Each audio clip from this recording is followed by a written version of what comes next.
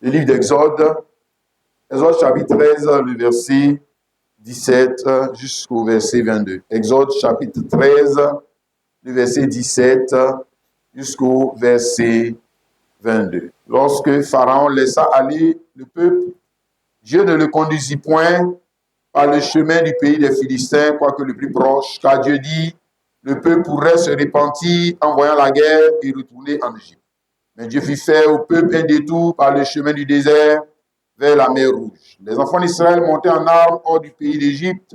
Moïse prit avec lui les os de Joseph, car Joseph a fait jurer les fils d'Israël en disant, Dieu vous visitera et vous ferez remonter avec vous mes os loin d'ici. Ils partirent de Sukkot et ils campèrent à Étam, à l'extrémité du désert.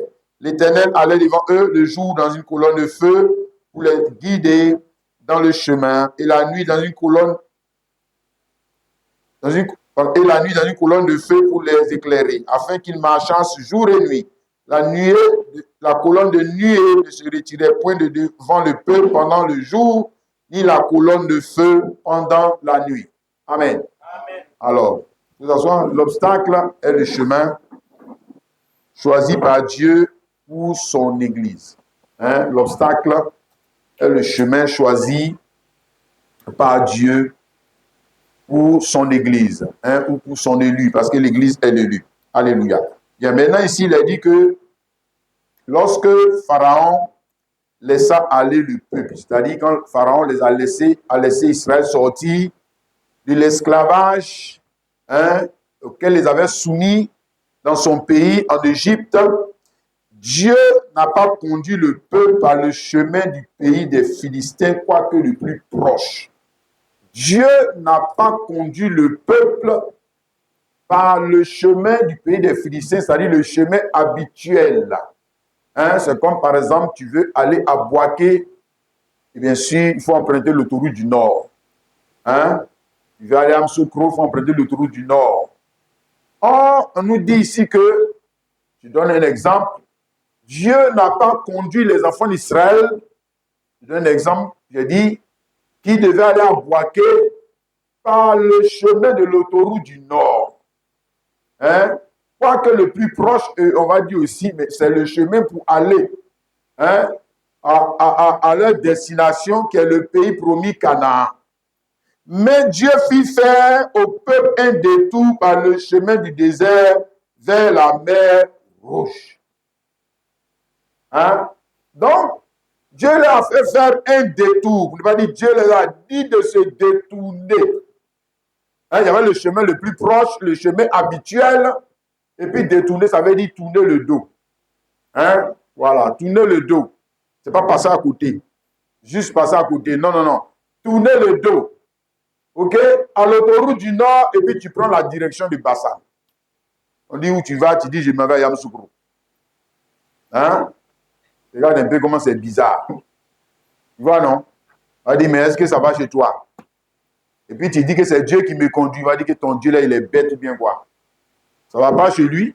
C'est pas qu'on passe à l'autoroute du Nord jusqu'au pour aller à Yamoussoukro. Il ne sait pas ça. Alléluia.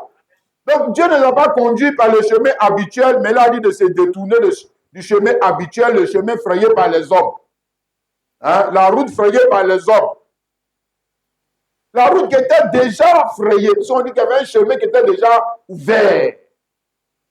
Par les hommes, il a dit de se détourner de ce chemin-là pour un autre chemin qui, en fait, on ne peut pas appeler ça chemin, puisque on dit que le chemin-là conduisait à la mer Rouge. Donc, la voie que Dieu leur a dit d'emprunter est une voie qui descend sur la mer. C'est-à-dire que quand tu arrives à la mer, bon, tu es bloqué, c'est fini. Il n'y a pas de chemin. Et c'est ce chemin-là que Dieu leur a dit d'emprunter. Remarquez qu'ils avaient au milieu d'eux un prophète, Moïse, qui était leur berger, qui était le conducteur, qui était le pasteur. Mais on voit ici que ce n'est pas Moïse qui les, en fait, ce n'est pas Moïse qui les conduisait. Alléluia. Mais celui qui les conduisait, C'était un autre berger, celui que David a dit, l'Éternel est mon. Voilà, c'est l'Éternel le berger qui les conduisait. Alléluia. L'envoyé de Dieu, ici dans Exode 23, le verset 20 à 21. Voici, j'envoie un ange devant toi pour te protéger en chemin et pour te faire arriver au lieu que j'ai préparé. Tiens-toi sur tes gardes en sa présence et pour sa voix. Ne lui résiste point parce qu'il ne pardonnera pas vos péchés car mon nom est en lui. Donc, il y a un envoyé. Ce n'est pas Moïse, l'envoyé Moïse. En réalité, qui le conduisait. Mais il y avait un autre envoyé. Alléluia. Celui qu'aujourd'hui que nous on appelle le Saint-Esprit, l'Esprit de vérité. Le voici, l'ange du Seigneur. Alléluia. Qui conduisait les enfants d'Israël et regarde la direction qu'il a donnée à leur vie.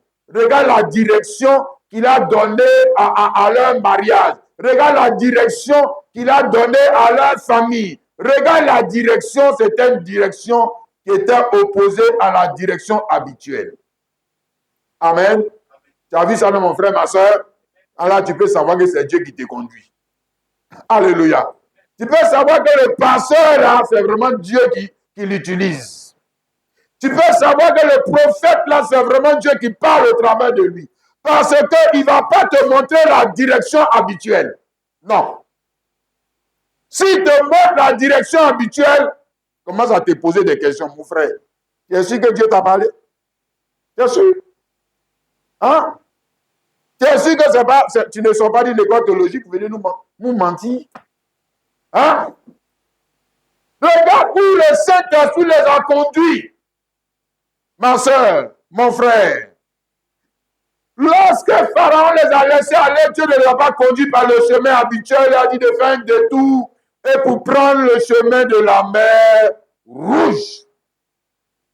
Alléluia. Ça, c'est un type parfait. N'est-ce pas, frères et sœurs? Pour aujourd'hui, même encore, Dieu ne nous dit pas de prendre le chemin habituel. Non.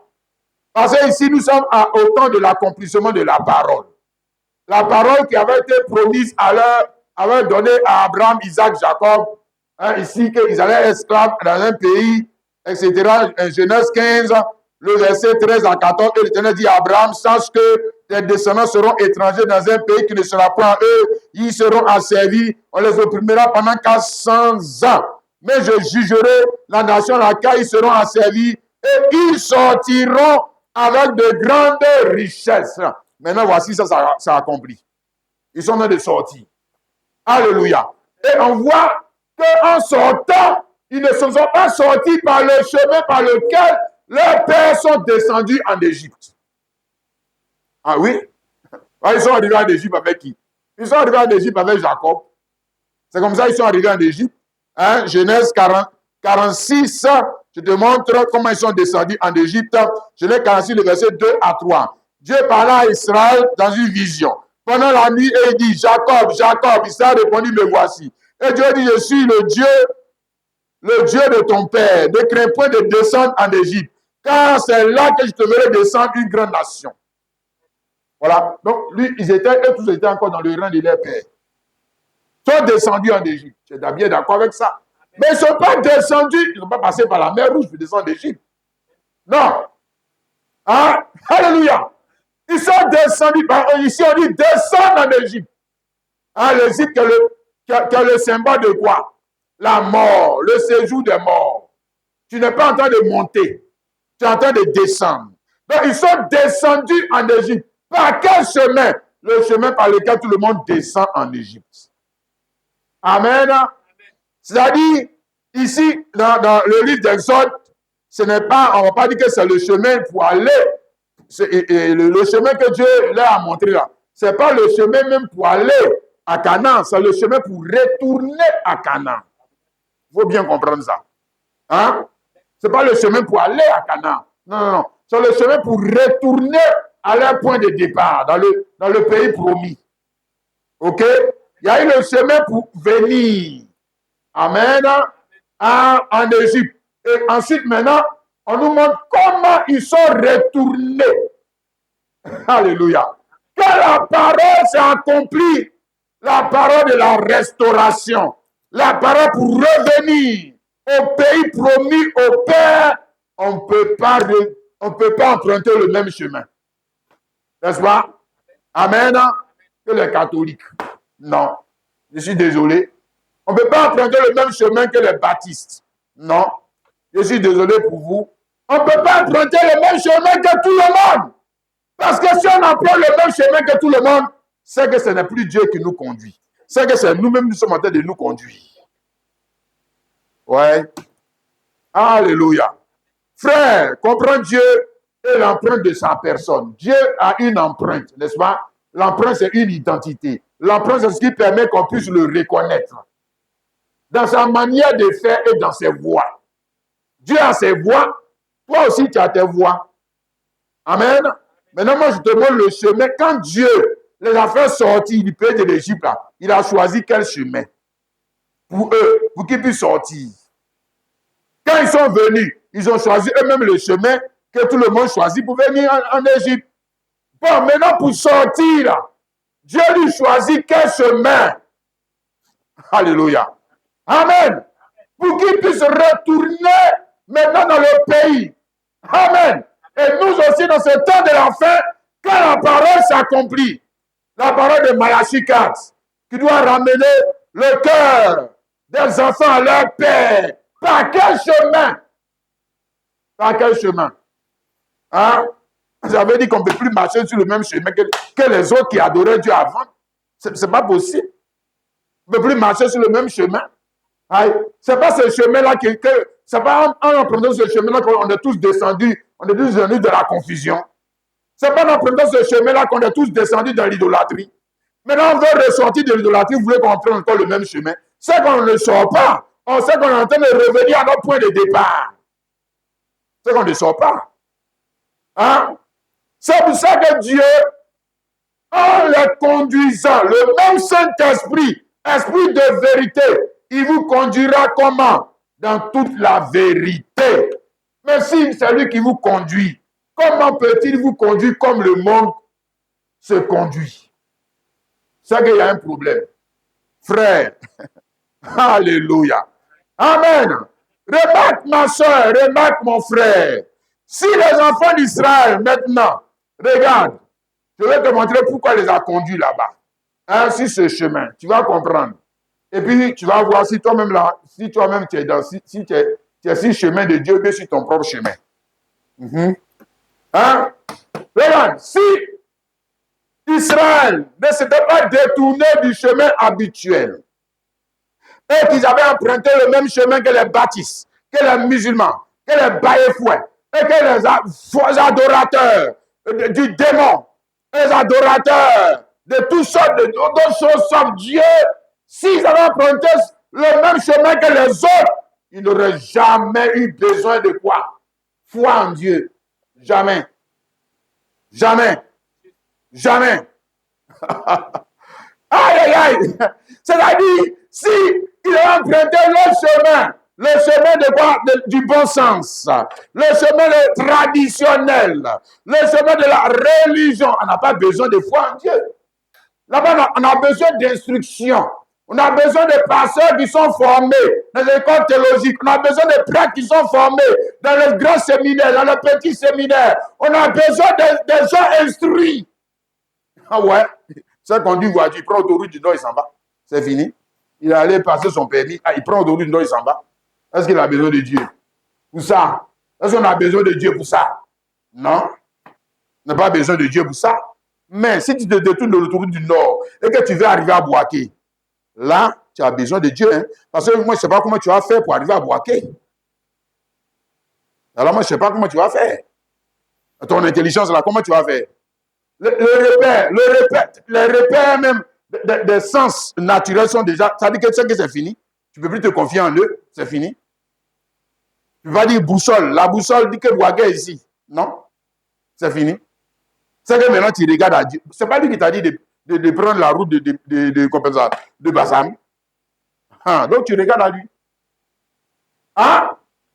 Si ils avaient pris le chemin, frère, je te parle de quelque chose ce matin. Alléluia.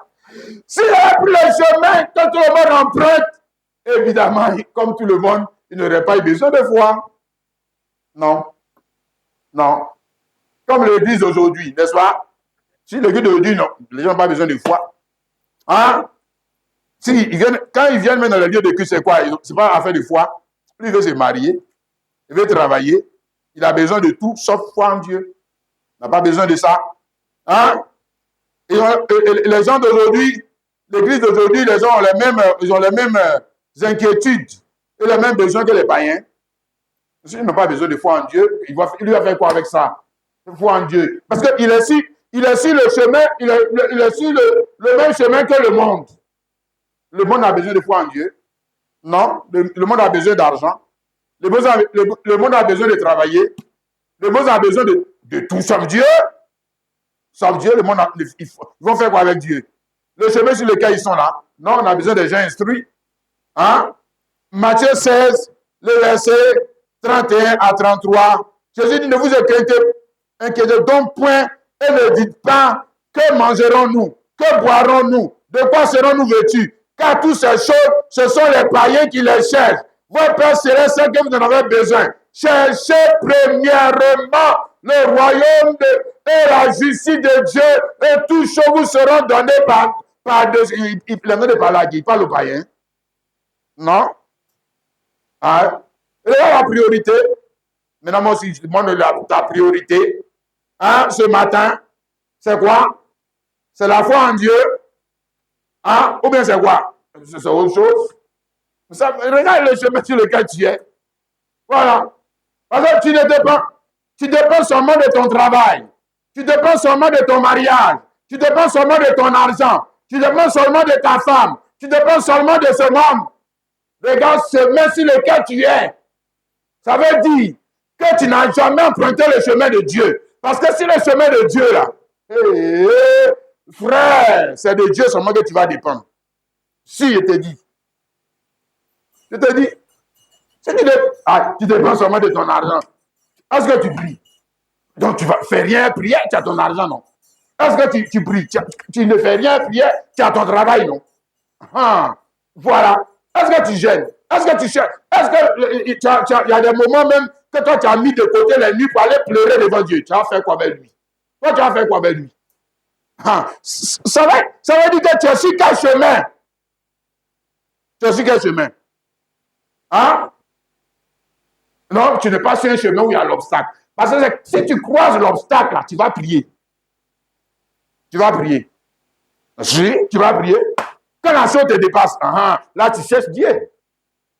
Mais comment tu vas te retrouver sur le chemin où la chose te dépasse quand ce n'est pas Dieu qui te conduit? Voilà toi. Maintenant, tout va bien. Tu vas en enfer. Tu entends d'aller en enfer. Tu entends d'aller en enfer. Ouais. Moi, je te dis, regarde, ça, c'est l'église de cet âge. Apocalypse 3, le verset 17 dit qu'ils n'ont besoin de rien. Ils n'ont pas besoin. Ils ont besoin des théologiens. Ils ont besoin de tout. Ils ont besoin de l'institution. Ils ont besoin d'argent. Ils ont besoin de tout, sauf Dieu. Sauf Dieu. Ils vont faire quoi avec lui? Oh, ils ne sont pas sur son chemin. Ils sont sur le chemin de la raison humaine. Hein? Apocalypse 3, le verset 17. Parce que tu dis, je suis riche. Et voilà l'église. Je me suis enrichi. Je n'ai besoin de rien. Voilà. Bon, quand tu n'as besoin de rien, sauf de ton travail, parce que ton travail là, tu ne joues pas avec, hein, sauf de ton argent, sauf de tout, sauf Dieu, ça veut dire que ce n'est pas Dieu qui te conduit. Tu te conduis toi-même. Sur quel chemin? Mais le chemin que tu as choisi. Le chemin que tu as choisi. Il dit que tu ne sais pas que tu es malheureux, misérable, pauvre, tu es aveugle, tu ne vois pas que tu vas en enfer, tu ne vois pas. Dieu n'est pas au paradis. Quel paradis? Aïe. L'obstacle, c'est le chemin choisi par Dieu. L'obstacle, là, c'est le chemin choisi par Dieu. Toi, tu n'es pas sur un chemin où tu croises obstacle pour prier Dieu. C'est que tu t'en vas où? En l'enfer. Tout droit.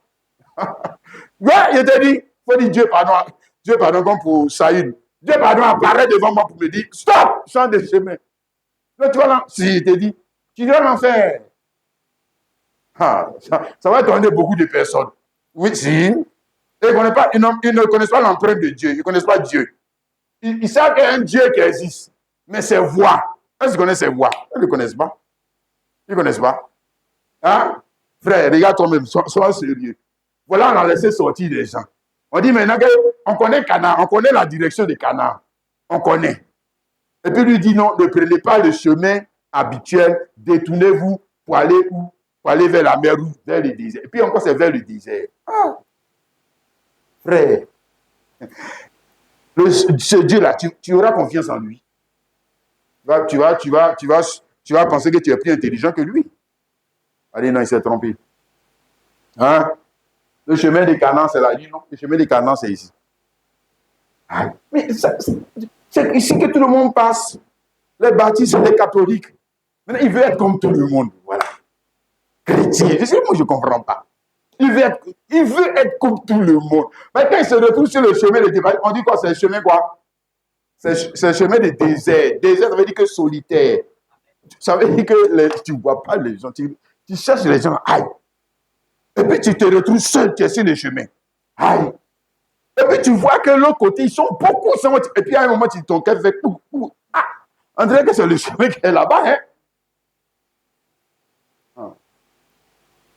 On dit désert, ça veut dire qu'il n'y a pas l'homme sur le chemin là. Tu marches, tu ne vois pas les gens. Ah, tu les cherches, tu ne les vois pas. Hein? Mais c'est ça le chemin de la foi. Qu'est-ce que tu crois? C'est ça le chemin de la foi. Hein? La foi en Dieu doit te conduire dans une direction opposée. À qui? À ce que tout le monde fait. Moi, je te dis toujours, Église, quand tu es en train de faire ce que tout le monde fait, c'est que tu es en train d'aller à l'enfer. Je te dis, je te répète. Si tu ne me crois pas, on va arriver au jour du jugement, tu vas voir dedans. Hey, frère, si autrement, relis bien ta Bible. Relis encore. Quand tu es en train d'aller dans la même direction que tout le monde, arrête-toi pour te dire que c'est que tu t'es trompé de chemin. C'est que quelque part, tu as laissé Dieu quelque part. Tu l'as laissé. Ainsi. Je te dis. Hey. Les frères, on dit celui ici, Romains 8, 14. Hein? Voilà. Tous ceux qui sont conduits par l'Esprit de Dieu sont fils de Dieu. C'est ça qui est dur là. Non, pour venir à l'église, ce n'est pas difficile. Chanter dans le courant, ce n'est pas difficile. Mais conduit. Parce que moi aussi j'ai mes sentiments. Moi aussi, j'ai ma volonté. Mais est-ce que tout le monde est conduit par Dieu? Non. Tout le monde peut aller à l'église. Tout le monde peut être baptisé. Mais conduit par Dieu, là. C'est là on dit que tu es fils de Dieu. Pas tout le monde qui sont mariés. Pas tous ceux qui travaillent sont fils de Dieu. Tous ceux qui ont un compte en banque sont fils de Dieu. Tous ceux qui ont fait l'école théologique sont fils de Dieu. Il faut bien lire la Bible. Hein? On dit tous ceux qui sont conduits par l'Esprit de Dieu. Ça veut dire que les gens là, ils vont où? Ils sont où? C'est qu'ils ont tourné le dos, à ce que tout le monde entend de faire. On peut dire à vous, c'est que vous êtes des fils de Dieu. Voilà. Pas dire ils sont des baptistes, ils sont des assemblées de Dieu, ils sont des catholiques, parce que nous, c'est ce que nous on veut être. On fait baptiste, Jésuite, et puis ça t'envoie où? L'enfer. Est-ce que dans le royaume de Dieu, il y a baptiste, il y a catholique, il y a toutes ces choses-là? On parle des gens qui sont conduits par l'Esprit de Dieu, et l'Esprit de Dieu doit t'emmener sur un chemin solitaire. C'est désert. Désert, ça veut dire qu'il n'y a pas l'homme là-bas. On ne te voit même pas. Solitaire. S'il te conduit, comme il a conduit le Fils de Dieu, Jésus-Christ, Matthieu chapitre 4, verset 1, on dit que l'Esprit l'a conduit dans le désert pour être tenté par le diable. Il n'a pas conduit à la Maison Blanche. Jamais. C'est que ce n'est pas Dieu. C'est que ce n'est pas Dieu. Il ne peut pas le conduire. Il va le conduire là pourquoi? Il doit le conduire dans le désert Parce que c'est l'obstacle qui est le chemin et qui va produire, qui va révéler la nature du Fils. Oui, c'est l'obstacle. Qu'est-ce que tu crois? Qui va révéler la nature de la chose. Qu'on appelle, il dit qu'il est Fils, non? Ah, c'est devant l'obstacle. On va voir s'il est Fils. On va voir. C'est devant l'obstacle. C'est pour ça que l'obstacle a toujours été le chemin choisi par Dieu. Oui. Il est intelligent, notre Dieu. Il est très sage. Voilà. Amen. Donc, première chose, il te conduit sur le chemin désert, solitaire. Hein? Deuxième chose, il te conduit sur le chemin qui est contraire au bon sens. Ça paraît stupide. Voilà. On dit détournez-vous du chemin hein, qui est le plus proche.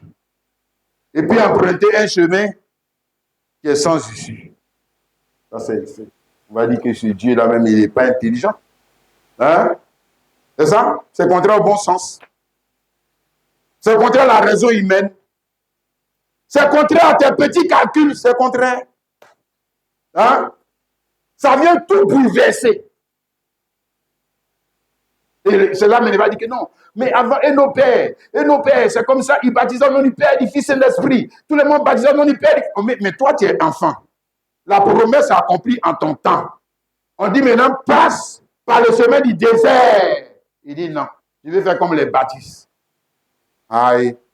Oh, oh. Toi aussi. Qu'est-ce qui ne va pas dans ta tête? Ils ont eu leur temps. Maintenant, le message de l'heure, le message de ce temps, il est quoi? Contraire au bon sens. Contraire à la religion. Contraire à la dénomination. Alléluia. Ça, c'est la deuxième chose. La troisième chose, hein, la foi sur le chemin de Dieu va faire quoi encore? Va te rendre dépendant. Là, tu vas dépendre. C'est sur le chemin de Dieu que tu es dépendant de Dieu. Sur aussi ton propre chemin là. C'est que tu as pris ton indépendance. Tu n'es plus dépendant de Dieu. Tu es dépendant de ton travail, de ton argent, de ta femme, de ta voiture. Voilà, tu es dépendant de tout sauf Dieu. Sauf Dieu. C'est parce que tu n'es pas sur son chemin. Tu ne te dépends pas de lui. Voilà, donc c'est la troisième chose. Ça va te rendre dépendant de Dieu parce que c'est seulement quand tu es dépendant de Dieu que tu peux franchir l'obstacle qui est sur le chemin. Parce que sur le chemin, il y a un obstacle. Il a fait exprès. Il y a un obstacle sur le chemin. Et l'obstacle est sur le chemin. Lui-même, il fait exprès pour que tu dépendes de lui. S'il n'y a pas d'obstacle, tu vas dépendre seulement de ton argent. L'obstacle là, il est plus grand que ton argent. L'obstacle est plus grand que ton intelligence. L'obstacle est plus grand que ton travail. Mer Rouge, quand ils vont arriver à la mer Rouge, ils ne peuvent pas passer. Donc c'est une affaire d'argent pour passer. Et les gars, faisons l'offrande. On va faire l'offrande puis on va passer maintenant. Jamais. Jamais. Vous ne passez pas. Vous allez passer seulement si et seulement si vous avez la foi en celui en qui, j'ai dit l'argent, en qui, mais lui qui vous a dit de venir là. Lui qui vous a dit de venir là. C'est pour que vous ayez la foi en lui. Voilà. C'est ça. C'est ça le but. Hey, frère, est-ce que tu me comprends ce matin? Alléluia. Amen. Les Moïsais sont arrivés. Ils sont arrivés à la mer Rouge. Ils ont marché, ils ont traversé le désert. Ils sont arrivés, bam, voilà la mer Rouge. Aïe. Là, il ne peut pas avancer. Ouais. Non, le gars est fort. Non, Dieu. En ce moment, quand il lit, il dit non, le gars est fort. Tu vois? Ils sont arrivés à la mer Rouge. Il ne veut pas aller devant. Et la mer Rouge, hein, voie sans issue de secours. Il n'y a pas de secours. Il ne peut pas. Hein? Mais le pire, les Égyptiens sont derrière. Il ne peut pas faire demi-tour. Il ne peut pas aller devant, il ne peut pas faire demi-tour. Hein? Voilà. Hein? Ici, on peut lire ça. Exode 14, le verset 10. Pharaon approchait le roi Israël, levait les yeux, et voici les Égyptiens étaient en marche derrière eux. Et l'enfant d'Israël criait une grande frayeur et criait à l'Éternel. Voilà, c'est ça. Et là, c'est pas ton argent qui va crier. Non, tu vas pas crier à ta femme. Jamais. Là, tu vas crier à Dieu. Voilà, c'est ça. C'est exactement ça. Hein? Il dit à Moïse, ne va-t-il point de sépulcre en Égypte, ceux qui furent besoin de nous faire mener mourir au désert? Que nous as-tu fait en nous faisant sortir d'Égypte? N'est-ce pas là ce que nous te disions en Égypte? Laisse-nous servir les Égyptiens, car nous aimons mieux servir les Égyptiens que de mourir au désert. Il pense que avec la fini, non? Non? Hein? Regarde. Bon, maintenant, ils se sont retrouvés dans cette situation suivant conseil de qui? Il y a eu quelqu'un qui leur a donné conseil. Hein? Ce n'est pas Moïse qui leur a donné le conseil, ils se sont retrouvés dans ça là. On va dire quoi? Dans le pétrin. Dans le gros pétrin. Comme ils ont eu peur, ils ont dit que non, c'est qu'on est mort dans l'affaire là. Hein? Ce n'est pas le conseil d'un homme. Parce que s'ils avaient suivi le conseil d'un homme, ils ne seraient pas dans cette situation. Tu as vu ça, non? Et puis ils allaient dire quoi? Que non, le grand conseiller, le grand sage, quand il donne les conseils comme ça, tu évites les problèmes et puis tu vas à l'enfer. Quand tu évites les problèmes, et puis tu vas à l'enfer. Ça va t'étonner. Évite, il y a des problèmes là, il faut les éviter. Tu vas à l'enfer. Frère, ici là, ce n'est pas un problème qu'on peut éviter, c'est un problème qu'on doit quoi? Qu'on doit faire quoi? Affronter. Affronter. Ce n'est pas éviter, c'est affronter. Il faut éviter. Pour Dieu là, il faut éviter. Si tu évites, c'est que tu es un tricheur. C'est que tu es un lâche.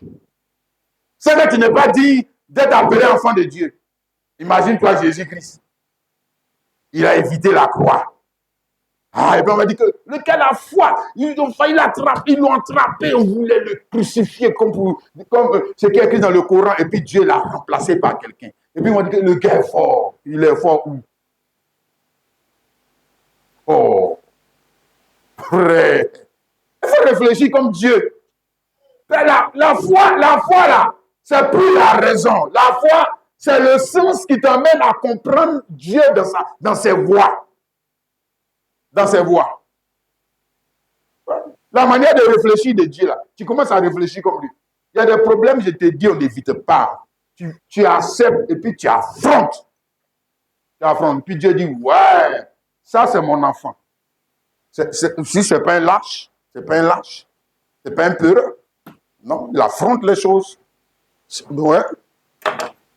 Ceci. Il y a des problèmes que tu vas avoir parce que tu as suivi le conseil de Dieu. Je t'ai dit. Ils sont où dans le problème, non? En ayant suivi le conseil de le diable. Ils ont suivi le conseil du diable. Maintenant, ils sont pas. Le diable les a blagués. Ils sont maintenant arrivés, voilà, voici la mer. Voici les yeux qui viennent. Ils ont commencé à dire, Dieu, tu as vu, le diable nous a blagués. Non? Le diable n'a rien à voir dans l'affaire. Hein? Voilà. Heureux celui qui ne marche pas selon le conseil des méchants, qui ne s'assoit pas en compagnie des moqueurs, etc. Mais pour eux, là, c'est ça. Ils ne sont pas suivi le conseil des méchants. Hein. Voilà. Ils ont suivi le conseil de l'éternel Dieu. L'admirable conseiller. L'intelligence. Même. La sagesse. Et puis, ils sont allés dans le problème. Qui t'a dit que quand on suit Dieu, on va pas dans le problème? Qui nous a menti même? Les théologiens sont venus nous mentir. Qui a dit que quand on suit Dieu, on n'a pas de problème? Qui a dit ça? Qui est ce menteur qui est venu avec cet évangile de l'enfer pour nous dire ça? Qui est venu nous dire ça? Ah, le frère. Donc Dieu a changé. Donc il a fait exprès pour envoyer les enfants dans le problème. Les enfants d'Israël dans le problème. Il a fait exprès. Non. Non, il n'a pas fait exprès. C'est sa façon de faire. Hein, tu suis ses voies. Tu suis ces voies-là. Tu vas te retrouver devant des situations infranchissables. Mais c'est ça le but. Le but, c'est ça. Hein? Oui? Pour que tu mettes ta foi en lui. Oui, parce que là, maintenant, ça a dépassé ton argent. Là, ça a dépassé ta compétence. Là, ça a dépassé tes capacités. Avant, tu disais que tu étais fort. Mais là, tu as trouvé plus fort que toi. La mer rouge, c'est plus fort que toi. Voilà. Ah, tu es arrivé. Tu es un fils de Dieu. Et puis, non, on voit que tu es un fils de Dieu, et que tu as crié à Dieu. Voilà. Quand tu cries à Dieu, c'est un suivant tes conseils que je suis venu dans cette affaire. Alléluia. Et maintenant, ils ont crié à Dieu. Tu connais la suite, non? Il a fendu la mer rouge. Voilà. C'est ça. Alléluia. Il a sorti le chemin là où il n'y avait pas de chemin. Parce que lui-même, il a le chemin. Est-ce qu'il a besoin qu'il y ait chemin là-bas? Lui-même, il a le chemin. Est-ce qu'il a besoin qu'il y ait porte? Lui-même, il est la porte. Alors, ou bien tu ne crois pas en ça? C'est lui le chemin. C'est lui la porte. Et pourquoi tu veux qu'il y ait une autre porte? C'est lui-même. Donc, c'est le chemin là. Ce n'est pas. Où est le chemin? C'est à lui qu'il faut regarder. Hein? Ce n'est pas où est la porte. Mais c'est à lui qu'il faut regarder. S'il est dans l'affaire, malgré que cette affaire là te cause problème, le chemin va sortir. Forcez. Porte va s'ouvrir. Forcez. Ouais. C'est ça? On l'a fait pour les enfants d'Israël. Alléluia.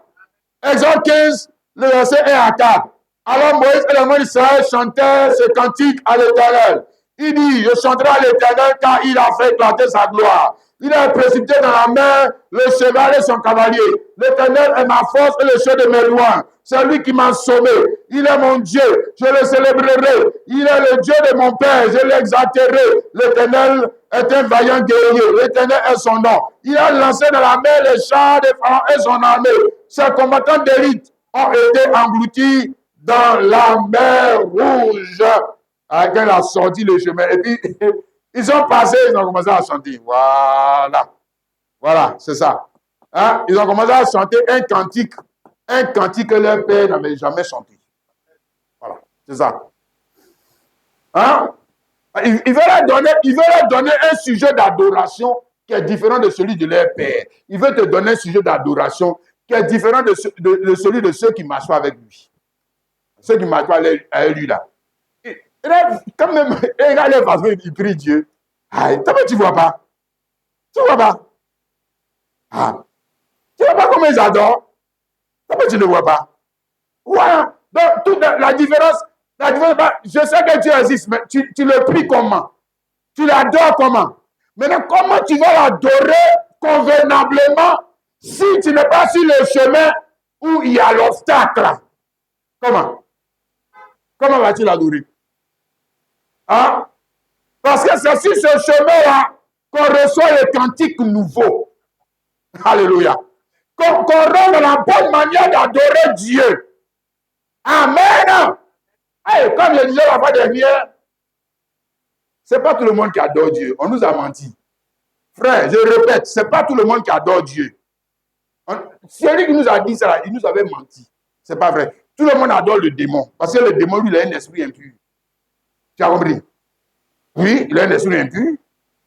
Oui. Et pour adorer le démon, tu n'as pas besoin de te sanctifier. Non. Tu es impur, tu adores le démon. Tu es menteur, tu adores le démon. Tu es prostitué, tu adores le démon. Tu es voleur, tu adores le démon. Pour lui, la lutte, comment je vais dire quoi? Il ne fait pas de difficultés avec ça. Lui, il n'a pas de problème avec ça. Hein? Mais celui qui a un problème avec ça, là, c'est Dieu. Parce que lui, il est saint.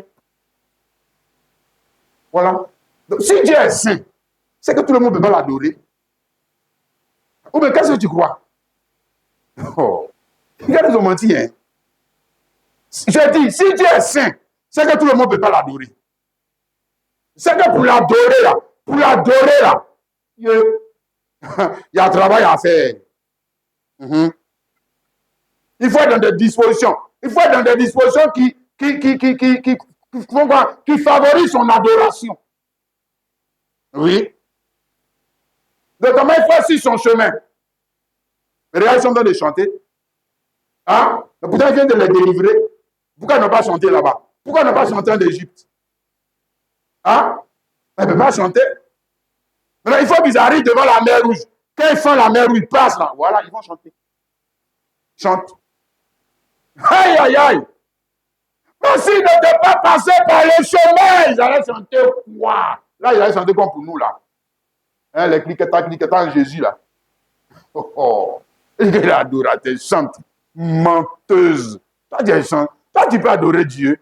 Regarde comment tu es fadé. Toi, tu es adoratrice de Dieu. Il ne faut pas te foutre de toi-même, hein, te moquer de toi-même, ouais. Là, tu ne parles de quoi? Adorer Dieu. Les gens, dans l'Ancien Testament, les gens sont morts d'adorer Dieu. De quel Dieu toi, tu me parles même? Ah! De quoi tu me parles? Oh! Il faut te revoir. Il faut bien lire ta Bible là. Il ne faut pas continuer de te mentir. Regarde, les cantiques là, ils ne sont pas là à l'école et Isaac ou bien quoi pour aller apprendre cantique. Ils n'ont pas appris cantique là. Un coup, quand ils sont sortis là, quand ils sont sortis en même temps, l'inspiration, ils ont commencé à chanter. Il faut me montrer où ils ont appris cantique. Pas appris. Aïe. Ils chantaient quoi? Hein? Ils ne chantaient pas un cantique bien appris. Non. Ils chantaient l'histoire de leur vie. Ils chantaient ce qu'ils avaient connu. Ils chantaient ce qu'ils avaient ressenti. Ils chantaient ce qu'ils avaient vécu. C'est ça. C'est ça, chanter Dieu. Voilà, on va prendre un cantique seulement chanter. Mais il faut vivre le chant. Hein? Il faut ressentir les paroles du chant. Amen. Il faut s'approprier les paroles du chant. C'est ça. C'est ça, adorer. Pas dire que tout le monde peut adorer. Bon, tout le monde peut ouvrir sa bouche que Dieu, je t'adore, Dieu t'adore. Mais ce n'est pas ça, adorer Dieu. Mais ça, tu fais comme les autres. Tu ne fais comme les autres. C'est pas encore arrivé.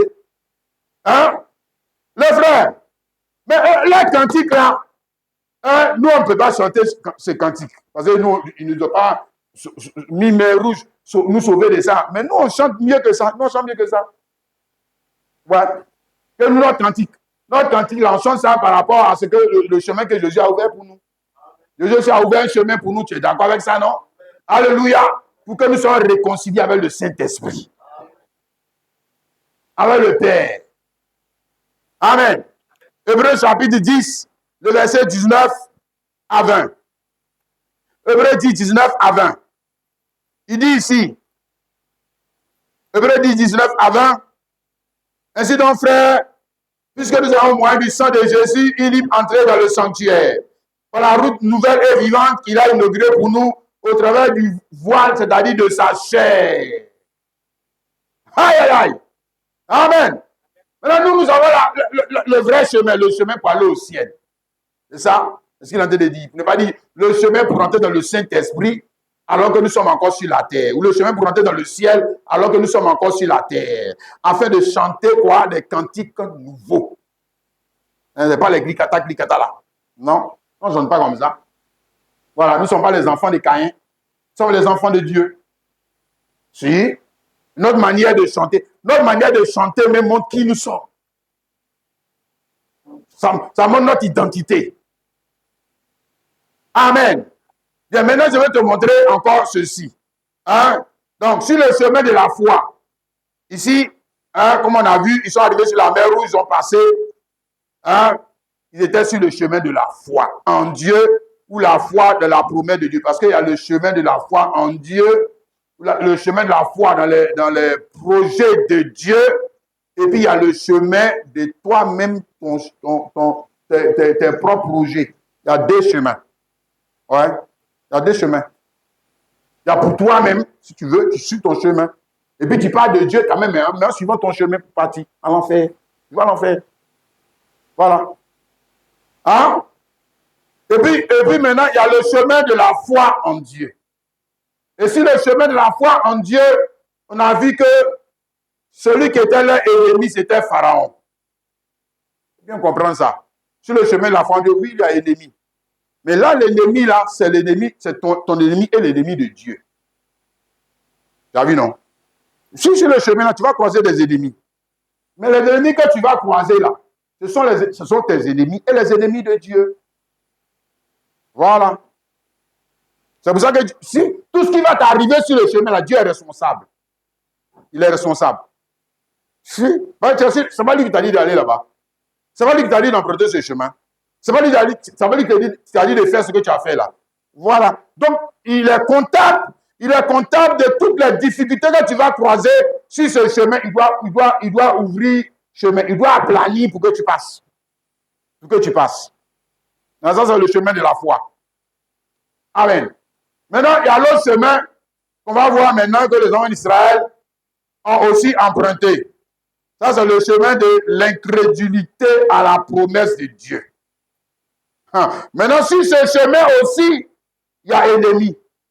Ouais. Mais cette fois-ci, l'ennemi n'est pas le diable. Sur le chemin de l'incrédulité à la promesse de Dieu, l'ennemi, c'est Dieu lui-même. Ouais. Là, celui que tu es en train de combattre, et celui qui va te combattre, c'est Dieu lui-même. Ouais. Sur le chemin de l'incrédulité.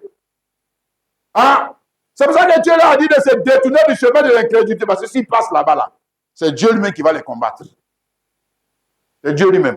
D'accord. Donc, ils ont pris le chemin de la foi.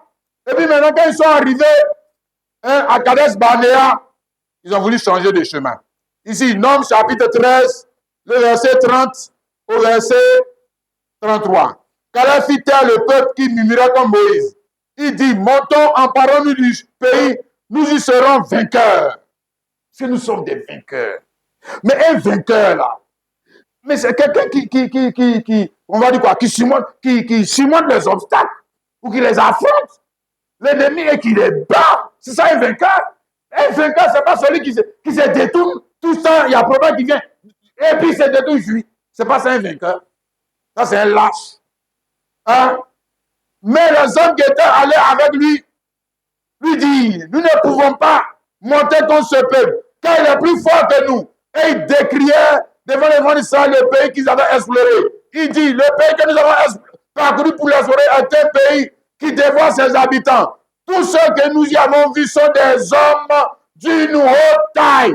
Nous y avons vu des géants, enfants d'Anak, les races des géants. Et nous étions à nos yeux, et à leurs yeux comme des sauterelles. Voilà. C'est ça.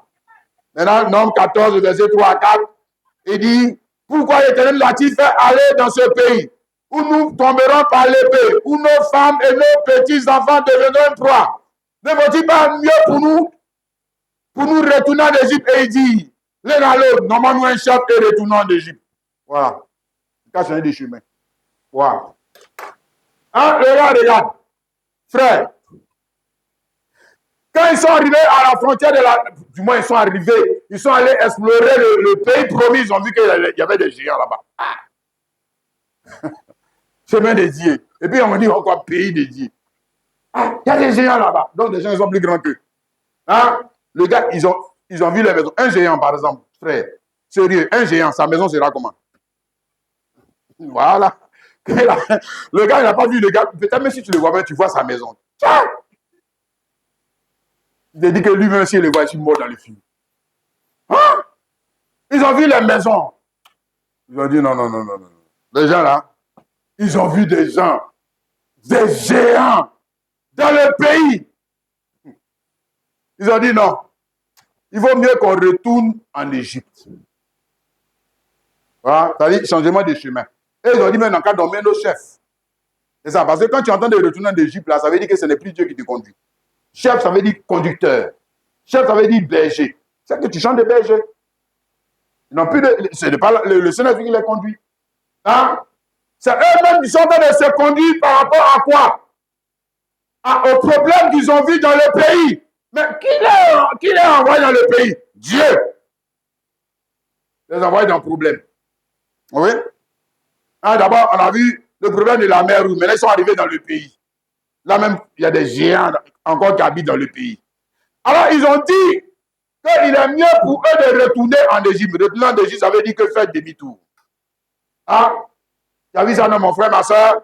Retourner en Égypte, ça veut dire que faire demi-tour. Retourner en Égypte, ça veut dire qu'on quitte la voie de la foi pour venir sur la voie de quoi? La raison humaine. Parce que, humainement, quand tu vois la mort, tu fuis. Voilà. C'est comme ça. Hein? Si tu te sauves, tu n'affrontes pas. Non, tu n'affrontes pas. Hein?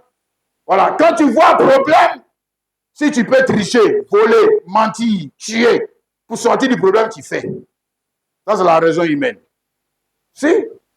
La raison humaine aussi a ses solutions au problème. Faire tentation. Faire tentation. La raison humaine aussi a ses solutions au problème. fait tentation. Ah. Donc, il quitte la foi. Parce que la foi en Dieu, ça fait quoi? Affronter les géants. C'est ça la foi en Dieu. C'est pas fuir, hein? Affronter les géants. Et si on meurt, oui, meurt dedans. Voilà. La raison humaine, c'est quoi? Ah, Pharaon, lui, ne nous tuait pas. Donc, il vaut mieux retourner chez Pharaon. Ça, c'est la raison humaine. Et lui, nous maltraitait. Mais nous ne tuait pas. Mais les géants, ils vont nous tuer. Bon, quand on voit la mort, on fait quoi? Instinct de survie. On fuit. Ah, ben, ils ont fui. Ah, ils ont quitté la direction du Saint-Esprit. Et ils sont en train de retourner à leur point de départ. Non, avant, ils sont en train de monter. Parce qu'on dit descendre en Égypte. Et monter. Monter vers le pays promis. Ils sont en train de monter vers Dieu. Ils sont montés jusqu'à. Ils sont arrivés à un niveau. Ils ont dit on n'a qu'à descendre. Ouais, ils sont descendus. Ils sont revenus à leur point de départ. Dans le mensonge, dans lequel ils étaient avant. Chercher femme dans lequel ils étaient avant. Tricher dans lequel ils étaient avant. Voler dans lequel ils étaient avant. Mais là, maintenant, ils ne dépendent pas de Dieu. Ils dépendent maintenant de quoi? De leur capacité à tromper. De leur capacité à mentir. De leur capacité, leur propre capacité. Ils ne dépendent plus de Dieu. Non, non, non. Parce qu'ils ne marchent plus par la foi. Hein? Ils sont revenus en arrière. Et pourquoi aujourd'hui dans l'église? Ils n'ont même pas quitté l'église. Ils sont assis là. Ils sont assis là. Regarde-toi, au début, quand tu servais Dieu, puis maintenant, là, c'est où? Tu continues de monter? Ou bien tu es descendu? Tu es où? Tu es à quel niveau? Il faut regarder. Aïe. Rétrograde. Apostat. Hein? La foi du plus grand homme s'est refroidie. À cause de quoi? À cause de quoi? À cause du progrès de l'iniquité. Progrès de l'iniquité. Tu as vu les géants là, non? Tu as vu les géants? On n'a pas dit qu'ils sont des nez, hein? C'est le péché dans sa forme, dans sa hauteur. Le mal dans sa hauteur. Le mal était plus grand que. Oui, progrès de l'iniquité. Des géants. Hein, je lis ça pour toi. Et parce que l'iniquité se sera accrue, la charité, l'amour, la foi du plus grand homme, hein, grand homme, se refroidira. Refroidit. Mais ils sont assis dans l'église. Hein. C'est là, il vient une fois par semaine, deux, trois fois par semaine, réunion du soir même, pardon. Là même, il a réussi à convaincre Dieu qu'il ne peut pas être là. Il a réussi même à convaincre Dieu. Voilà. Regarde-toi, chrétien, tu fais pitié. Ah! Le diable t'a refroidi. Ouais. Là, tu vas aller au ciel. Tu es un vainqueur. Hein? Alors, tu dis qu'il y a trop de difficultés. En bon, mais eux, pour eux, là, c'était quoi? Géant? Comme on ne savait même pas te tuer. Oh, on ne savait même pas te tuer. Regarde-toi déjà. Maintenant, quand on va t'essayer de t'effrayer pour te tuer, là, fier, là, tu vas quitter l'église même. Si? Qu'est-ce que tu crois? Oh, oh. Là, tu vas fuir l'église, là. Et non, Jésus, je ne suis pas dans votre affaire de Jésus, là. Tu vas dire ça. Il te dit, ça va sortir de ta bouche. Si? Tu vas dire ça. Hein? Ils sont arrivés à la frontière de la terre promise. Ils sont à la frontière. Et nous, on dit quoi? Le salut est plus près de vous que lorsque vous avez cru. Et puis, c'est maintenant, maintenant, ils marchent à reculons. Ils marchent.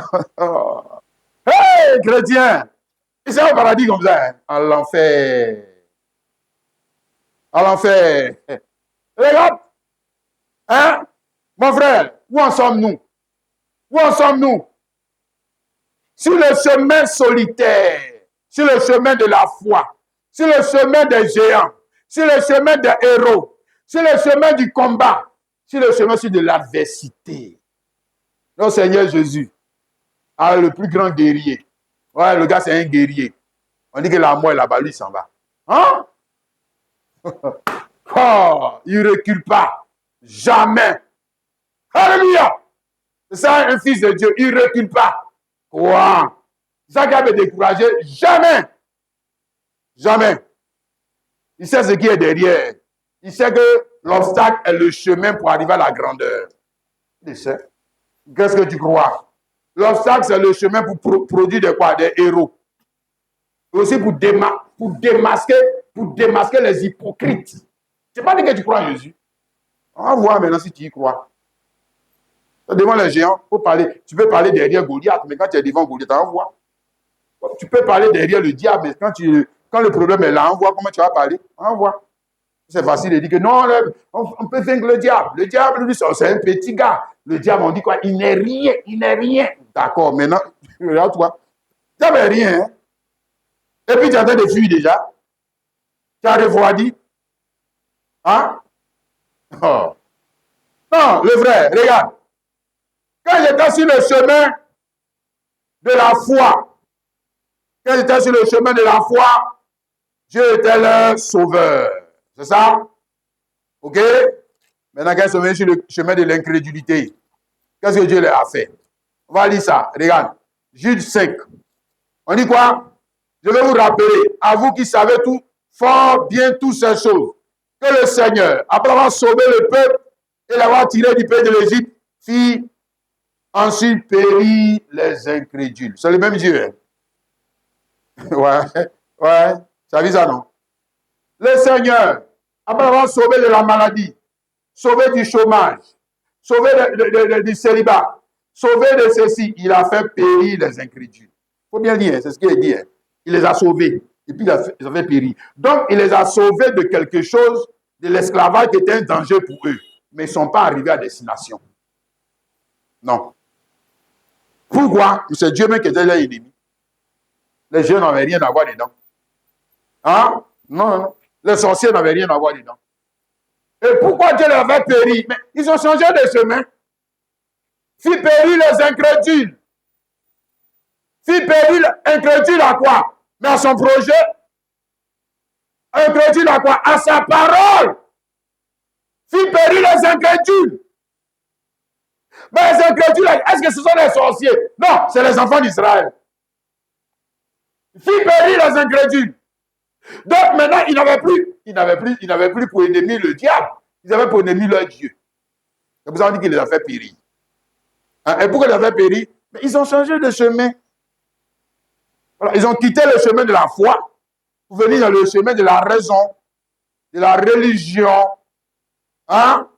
Tu sais ça, non, mon frère? Hein? Ici, dans Luc chapitre 9, le verset 61 à 62, et il y a un qui dit que, un autre dit à Jésus, je te suivrai, Seigneur, mais permets-moi d'aller d'abord prendre congé de ceux de ma maison. Jésus lui répondit, quiconque met la main à la charrue et regarde en arrière n'est pas propre au royaume de Dieu. Ouais. Quiconque met la main à la charrue et puis il commence maintenant à regretter la vie passée. Aïe. Oh. Dieu va s'occuper de toi. Ne t'en fais pas. Il va s'occuper de toi. Ouais. C'est comme pour la femme de Lot. Tu sors, tu es en train de courir pour partir. Et puis de temps en temps, tu jettes les regards derrière. Aïe. On dit que ta vie est devant. Toi, tu regardes encore derrière. On dit que ton avenir est devant. Toi, tu regardes derrière. Il y a quoi derrière? Il y a quoi derrière? Vous ne pas dire il y a qui derrière? Hein?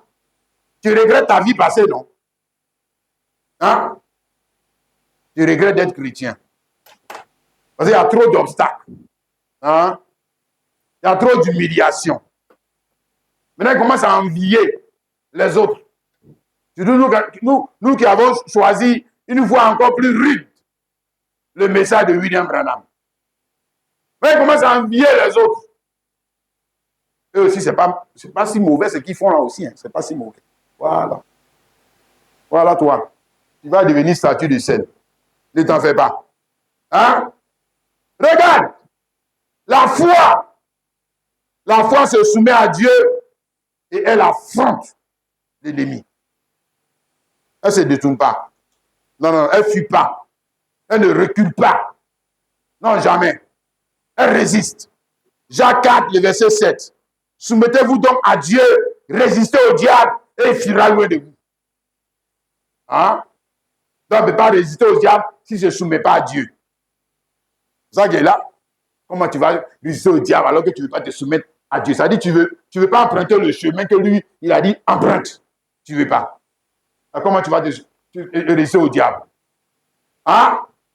Non, résister au diable, il faut d'abord se soumettre à Dieu. Et maintenant, lui va fuir. Là, le diable fuit. Là, l'ennemi fuit. Tôt ou tard, il va quitter. Ah, si. Parce qu'il n'est pas seulement ton ennemi. Il est aussi l'ennemi de celui qui marche avec toi. Il est aussi l'ennemi de Dieu. Bien sûr, quand tu es sur le chemin de Dieu. Si, le frère. Amen. Donc, la foi résiste. La foi résiste. Hein? La foi produit des résistants. Des résistants. Quand on dit résiste, ça veut dire qu'il y a un obstacle. Si? Ça veut dire qu'il y a une nature contraire qui vient contre toi. Ça veut dire qu'il y a adversité. Comment il n'y a pas adversité et puis on va dire résiste. Résiste comment?